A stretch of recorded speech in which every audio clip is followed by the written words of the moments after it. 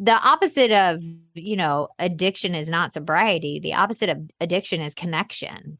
So that's why I try to connect to someone every day on a daily basis on an intimate level of authenticity, rawness, realness. Tell me your story and I'll tell you mine, and we'll be in it together. Welcome to the New World Normal podcast. I'm Debbie Harrell, your host, and twice a month I'm speaking with some amazing humans who are disrupting norms and working to create a more inclusive and holistic society. These people are using their sphere of influence, no matter how large or small, to positively impact the world around them. They'll be sharing their expertise as well as sharing stories of resiliency and hope. We'll be talking about the issues that are affecting us all, from the environment, human rights, social issues, criminal justice, and education. We'll talk about our healthcare systems, wellness, and food, from how it's cultivated and distributed to how it's prepared and consumed. Basically, we're going to talk about all the systems in our society that aren't necessarily working for the benefit of the many. We'll strategize and collaborate on how we as a collective can intentionally make better choices every day that will lead to a positive change in the world around us. Because in the end, it's up to us to solve these problems. There is no magic potion or magic wand. It is us and our daily choices and how we spend our time and how we invest our resources. Intrigued?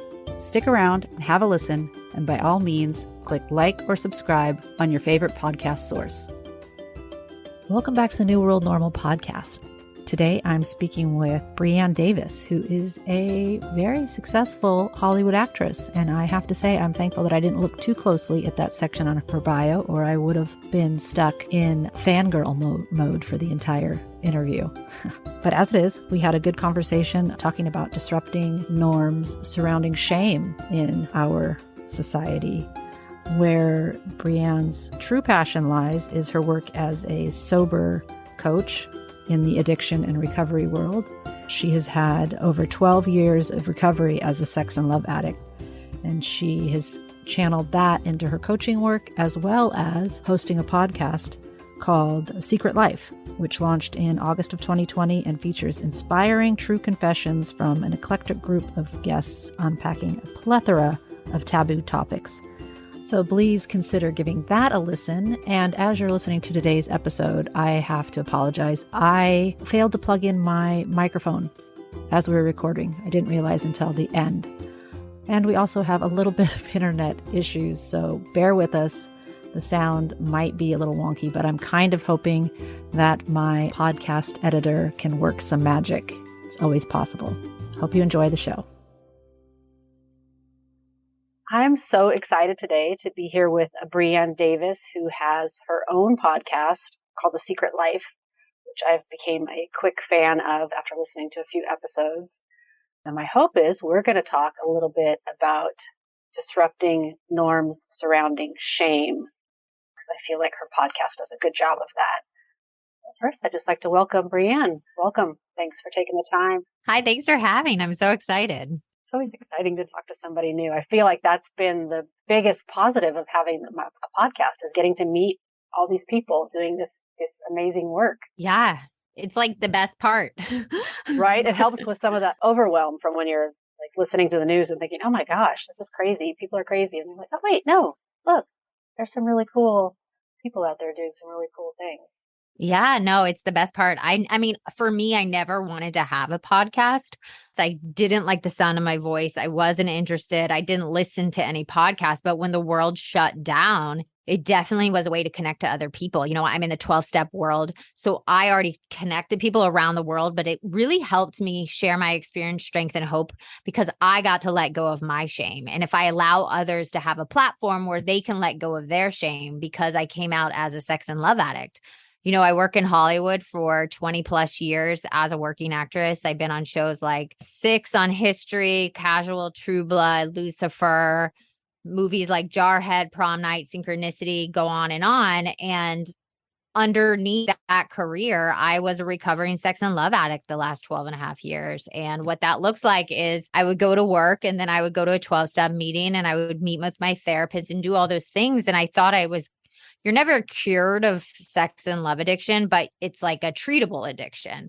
So when the pandemic and everything shut down, I wrote a book. I started Secret Life podcast, and my book's called Secret Life of a Hollywood Sex and Love Addict. And the first time I wrote about it in HuffPost, I did an article coming out as a recovered sex and love addict as a woman. That last bit of shame that I didn't realize I was holding on to, even after all those years of so much work I did and so many people I've helped around the world, it evaporated. And I was like, oh my God, I want to give other people a chance to let go of something they're holding on to that they might not even know they're holding on to. I think that's a really good point, because I feel like that bringing it to light does help it go away.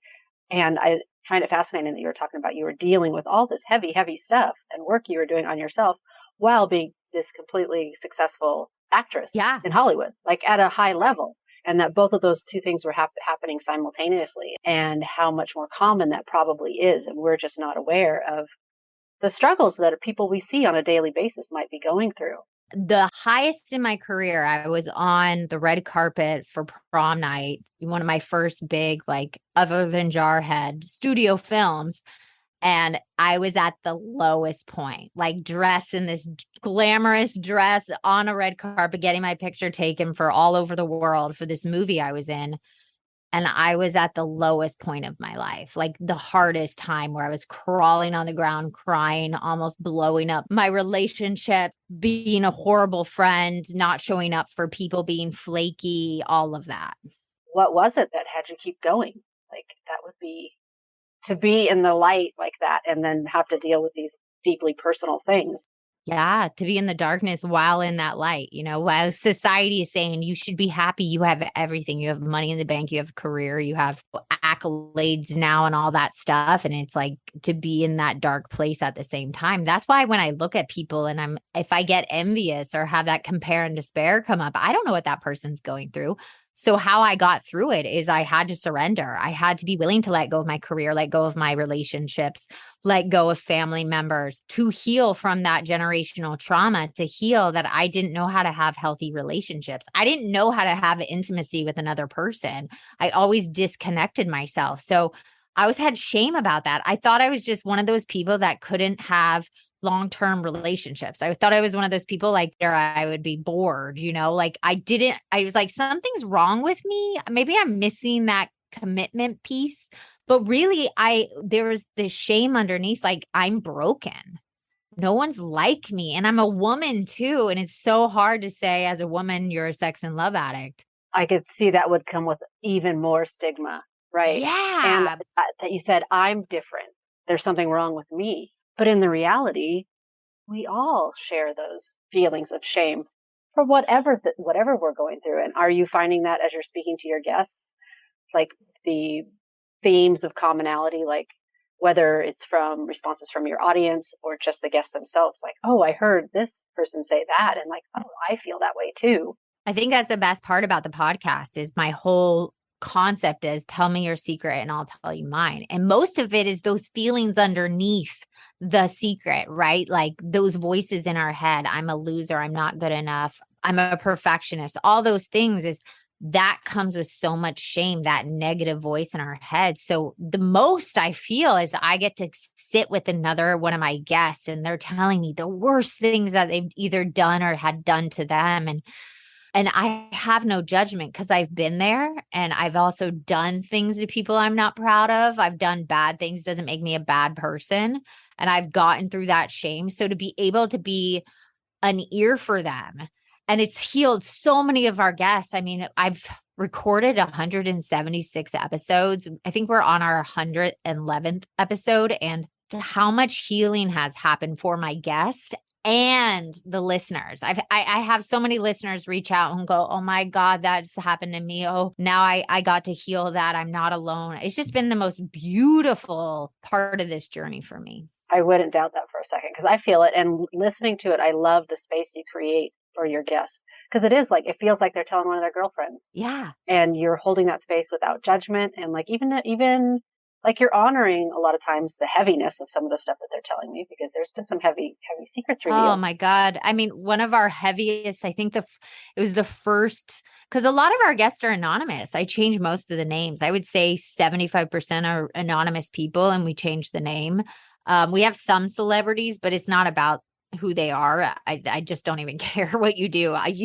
You're just as great as the A-list to me. Well, and that's part of the message too, right? We're all the same, no matter what level of society we're classified as. Like, we all have these struggles with shame over just silly things because we all are dealing with them. Yeah, it's so in the human condition. So the first anonymous guest I had on, her name was Kristen, and it was episode number 5, and she couldn't reach perfectionism. So she shot herself in the chest with a shotgun in her car.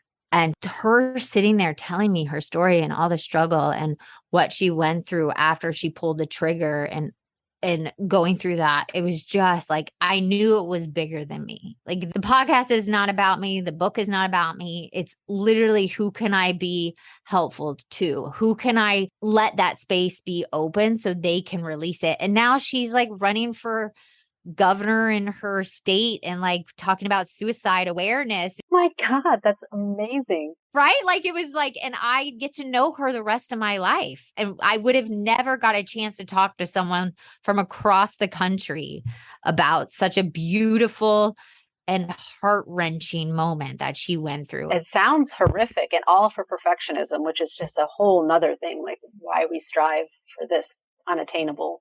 But I wanted to go back to one about, it's not about you.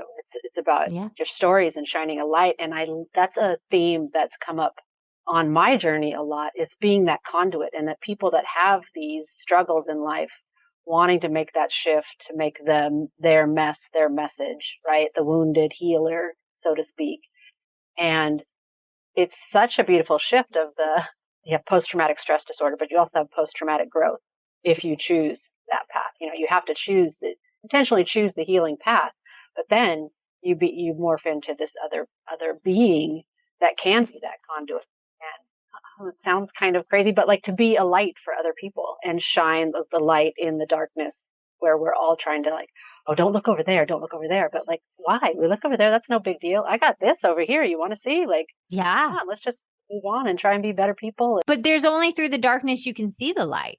You know, people are so scared to walk through that darkness. And it's like, that's where the light is. That's where the healing is. So I always like to say, like, I have been there. I have been at the depths, you know, wanting to run my car into the median because I didn't want to be on this planet anymore. And so I can understand when you are feeling that low. But on the other side, like, I can be a mirror and say, hey, but look, this is on the other side. It's freedom from self. It's freedom from your own prison of your mind. It's that stinking thinking that we all have. And so, yeah, and that keeps me sober in my program.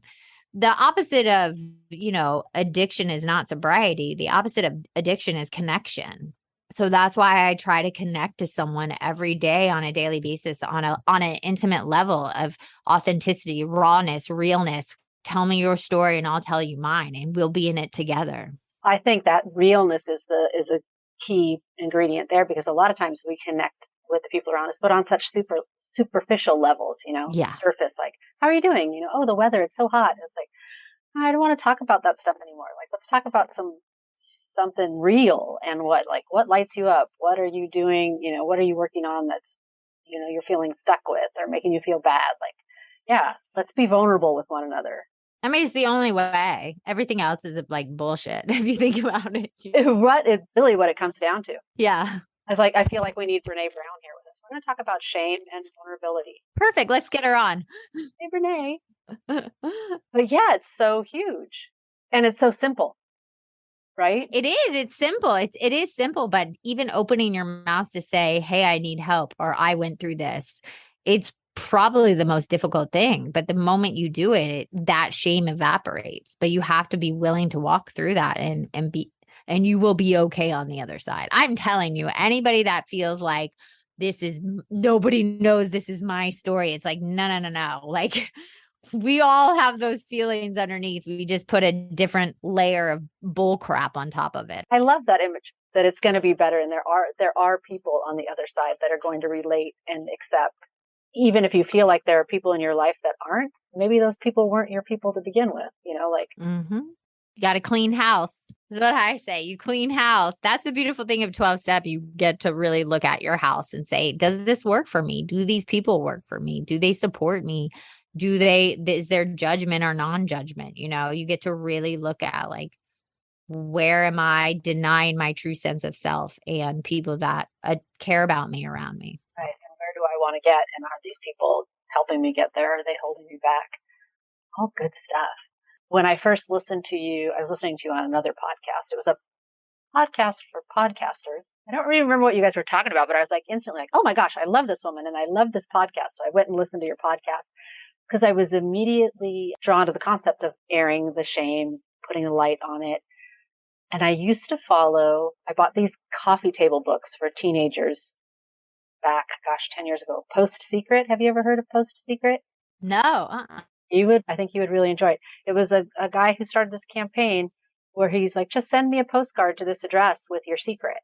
So, Oh, I love that. yeah. So people would they would make them really artistic, like with collage and fake letter, like a ransom note kind of. But the stories they were sharing were like heartbreaking and beautiful. And that vulnerability and that commonality is right there, just like what you're doing on your show. So I wanted to be sure to mention that to you and the listeners. But yeah, we are more alike than different. And these struggles and shames that we feel aren't necessary. And it would be great if we could move through them together.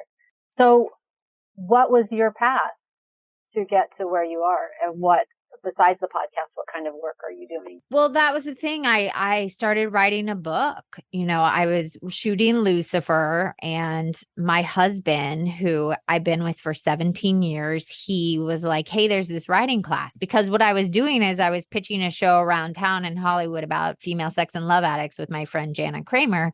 And every time we were writing the script and doing the script, they kept changing the story. And he saw how frustrated I was getting. So he said, hey, there's this writing class. You should take it. And I'm like, what are you talking about? I have ADHD. I'm dyslexic. I'm an actor. I'm not a writer. Leave me alone. Go away. I'm working. So I was like, totally no, no, no. And he kept bringing it up and it was driving me nuts. And finally I'm like, God, why do you keep bringing this up? And he's like, I just feel like you have this story and you're not getting to tell it. And no one has to know you have to take this course. You don't have to tell anybody. It's 90 days. And so I said, fine, I'll take it. And he's like, you could take one class. And then if you don't want to do it, just stop. It's not that much money. So I took it and I wrote the first draft of my book, Secret Life of a Hollywood Sex and Love Addict, in 45 days. That's amazing. Yeah, but it was like bigger than me. It was like God was coming through me or to write these stories down. And at first it was just pure memoir. And then when I was in rewrites and doing the edit with my editor, all these stories just started coming in, other people's stories, other people's experiences with this addiction and their own situations. And so I just put everything in there and I just became this open vessel and put them in there. And it became somebody else's story, my story, but other people's. And while I was doing that, that's when I started writing articles and speaking out about being a sex and love addict. And the day, just so you know, the day HuffPost, the article came out, the first one, at 9 a.m., I was like, oh my God, did I ruin my life and my career? What am I doing? I'm never going to get hired again. No one wants to work with a sex and love addict. They're going to think I'm like going on set trying to sleep with everyone, which is, I've never even had a one night stand. So it's like, I had this panic and that was that shame. And so the moment it came out, 2 hours later, nothing happened. I was like, oh my God, you ego, get some humility. Like, you're not that important in the world. Relax, lady. Like, no one cares. But what did happen that week is I got thousands of emails just saying, oh my God, I do that too. I never knew why I went from relationship to relationship. I never knew why I kept going back to that toxic relationship or why I had this fantasy of like somebody coming to rescue me, this soulmate person in this world. Like, or flirting or intriguing, or going to have one night stands, which wasn't one of my behaviors, but all those things. And I just like got to release that shame. And so that's why I started this journey. It was 2 years ago where I just like, okay, this is what I'm doing.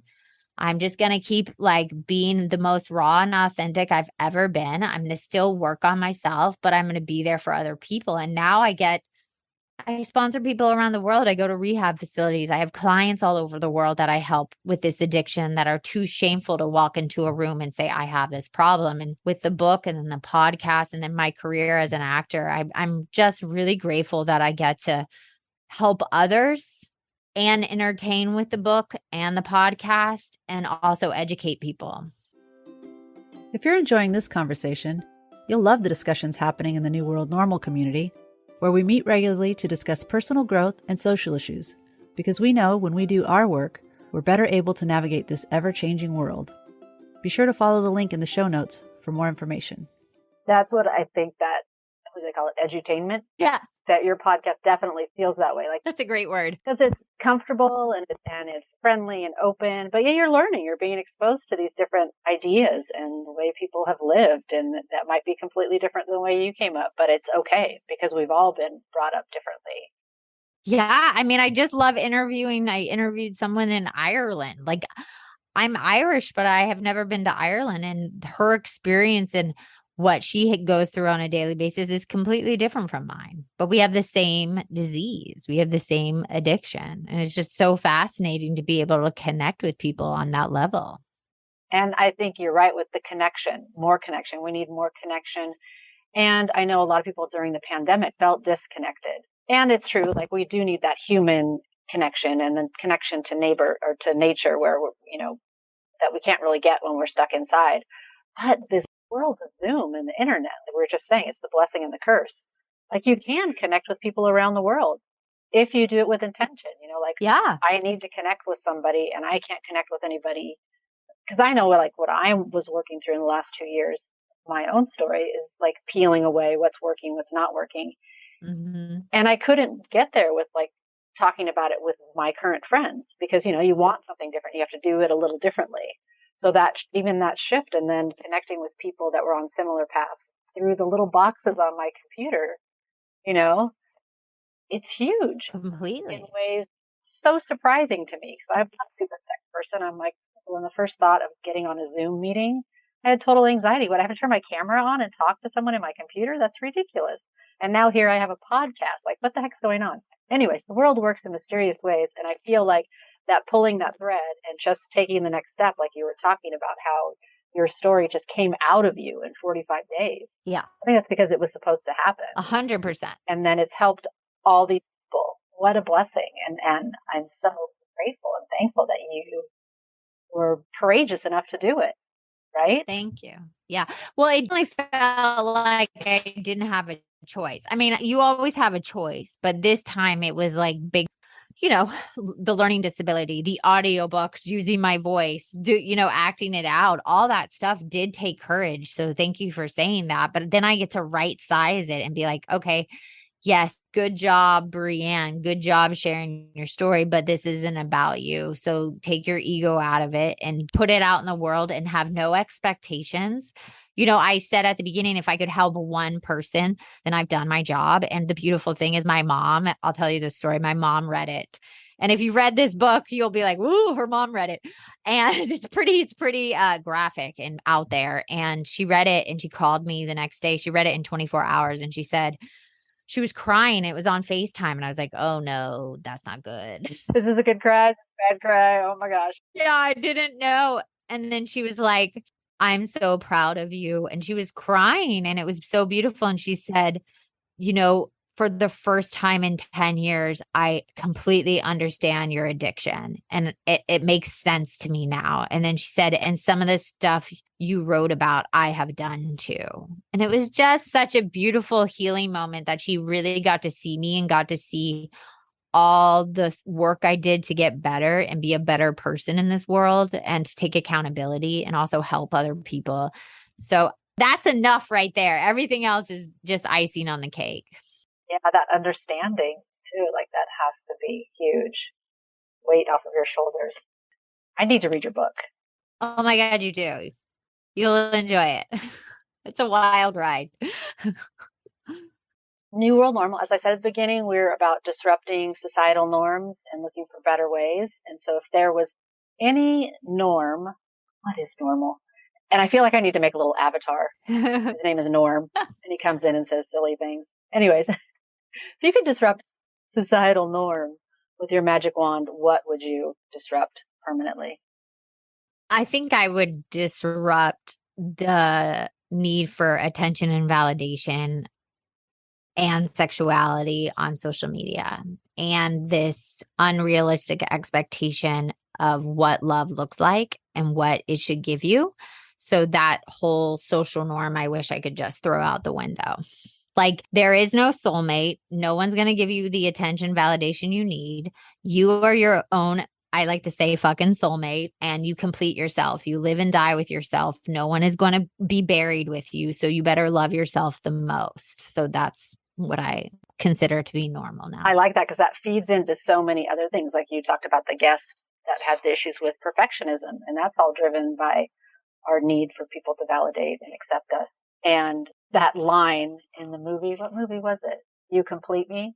Oh, Right? I think about it all the time. I'm like, line. that's such bullshit. Like, No, and I tell my husband that. Like I said, we've been together a very long time. We have a 4-year-old son, and I tell people when I go and speak and talk all over the world, I say my husband can leave me today, and I'll be okay. I'll be sad. I'll go through loss, sadness, grief, healing, but I will still be okay. I couldn't say that 12 years ago. When someone left me, it was like the world was like shattered and I was broken without this person, even though they didn't even know the real me because I was terrified of intimacy. So it's like, but I can say that now. Everybody could leave me in my life. All the money could leave, the career, everything could leave. And I know I'm okay because I did that inner work on myself. I couldn't say that 12 years ago.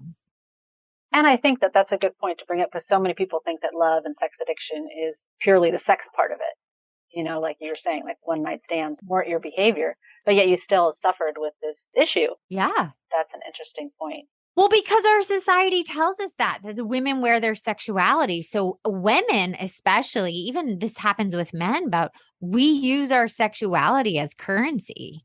We use it for manipulation and control and power over other people. And that's what I was doing. My sexuality wasn't attached to intimacy. It was attached to power and control. What can I get? How can I use it? Who can I manipulate to get what I need to feel whole and complete? Which never works out, as you know. Like, that just doesn't work out. You're like, I think I want this. I'm like, no, maybe I want that. Like, okay, like, yeah, I'm not sure what I want. Yeah. And then the bar always goes as soon as you get that thing, you're so empty inside that it then becomes a higher bar and you're always striving for this thing that is just never attainable. So that's why you see a lot of people that have everything and then they go and kill themselves, or they like hit a depression, or they go turn to drugs and alcohol. It's like, I didn't get the skills to feel feelings, to feel loved, to not feel like I'm going to be abandoned, the intimacy and all of that. And it's like, you cannot get that from an outside source. It has to be an inside job. No, and I would argue that the shame is all tied to keeping us there. You know, like when we're feeling shame, we can't even reach out to work on those things, like learn how to feel or make connections with people, because I'm so shameful of these terrible things that I've done that really aren't that terrible, but they're still keeping me stuck and hidden and in the dark. Yeah, and thinking you're the only one. It's like that you're unique or special. I always like to say, I'm not unique or special. We are all so similar. And that people always believe that their problems are unique, or their situations or things they've done are unique. And really, you're not. Yeah. I like what you said about before the Huffington Post article came out and you were really nervous. Like, oh no, what did I do? What did I do? And they're like, oh, nothing happened. Like, the world did not implode. Nobody cares. Well, and the ridiculous thing is, like, you have a bigger sphere than I do, obviously. Like, you successful actress in Hollywood, you're writing for Huffington Post. But on the same level, when I started this podcast, I was so freaking nervous. Like, oh my gosh, like, how can I, like, who am I to talk about these things? And like, I can't use, like, using your voice kind of issues that I was going through. And then the realization came through. I'm like, there's really nobody listening. I know. It's okay. And it wasn't until I told, which is ridiculous because the idea is I want people to listen, and more people are listening now. But at the beginning, like, literally nobody was listening.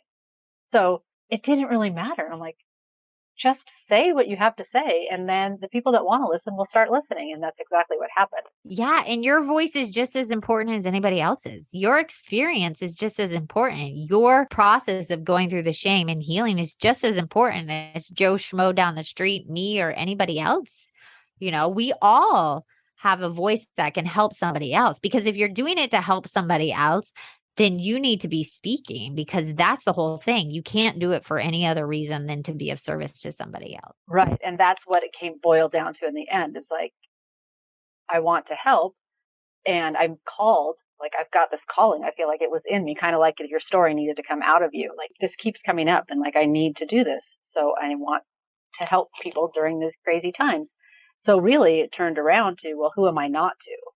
Like, if I don't, I'm certainly not going to help anybody. Exactly. So if I do it and I help, a handful of people, one person would be funny. Yeah. So yay. It feels good to be in company with, that's the thing, there's so many other people that are having these moments of, all this shit happened to me and I don't know why, but I worked through it, and now like I want to help other people work through shit. Like, if it's just by sharing my story, or if I can share my strategies and tips on how I worked through my stuff, which was an unintended segue to my other wrap-up question, which in our membership community, we talk a lot about personal growth and self-care. Mm-hmm. I call it full being wellness, because we talk about self-care and wellness, like the entire being. But a lot of things we talk about are how techniques, routines, modalities for regulating our nervous system. And I know you said you're in a 12-step program. What are some of the routines that you do to make sure you are showing up in your day whole and present? Do you have any morning routines, afternoon routines? Yeah, I pray every morning and every night. And that looks like hitting my knees, even though I don't always believe in something bigger than me. Because when I'm ever running the show, my ego can get in the way. So it's really just humbling myself every morning and every night. I write 3 things I'm grateful for every night. They're completely different things. I try not to repeat them. It could be as simple as like the air you breathe. If you're having a hard day, sometimes it's going back to those simple things, like a bed to sleep in. Not everybody has a bed to sleep in. Let's humble ourselves. So those things really help me.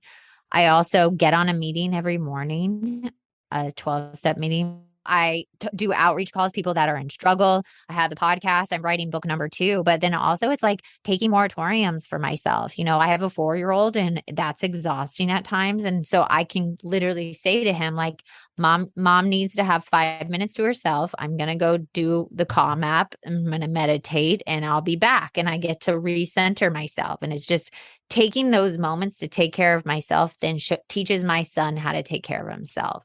Also allowing myself to feel my feelings. We're surrounded by this toxic positivity all the time. And when you're going through the process of growth, it's not positive. It doesn't feel good. It's like going through the muck and trying to like get through it. And some days it's easy, and some days it's hard again. It's like a roller coaster.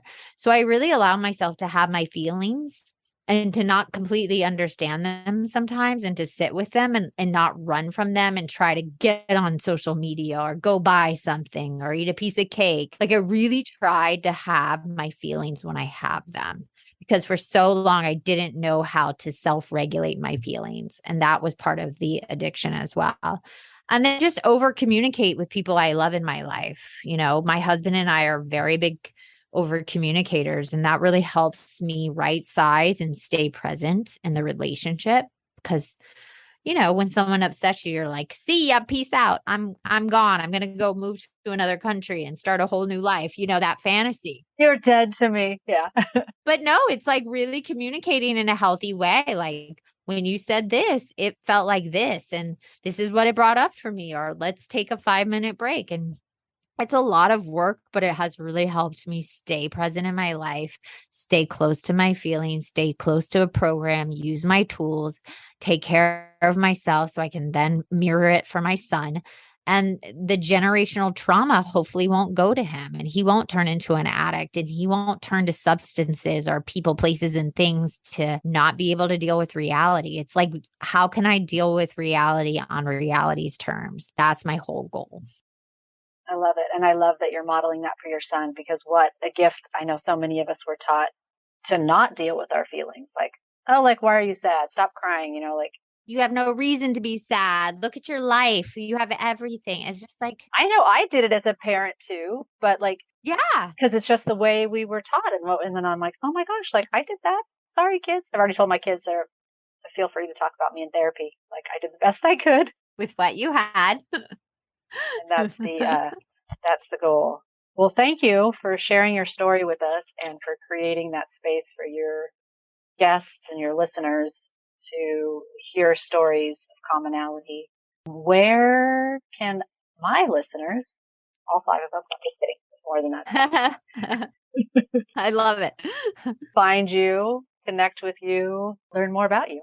Yeah, you can follow me on Instagram at Brianne Davis. I pretty much answer all my DMs if you have a question. If you want to get my book, it's on Amazon. It's called The Secret Life of a Hollywood Sex and Love Addict. The audiobook's there, Kindle. And if you want to get a signed copy, go to secretlifenovel.com. All my articles are there, my acting work and everything else. And please listen to Secret Life Podcast. I'm really, really proud of it. We're helping a lot of people, and there is tons of episodes, every kind of secret you can imagine, light ones, dark ones, and all our guests are completely different. So please come and join the Secret Life family. We would love to have you. Yes, I'm there. I'm listening. Yay. Thank you so much. Thank you for having me.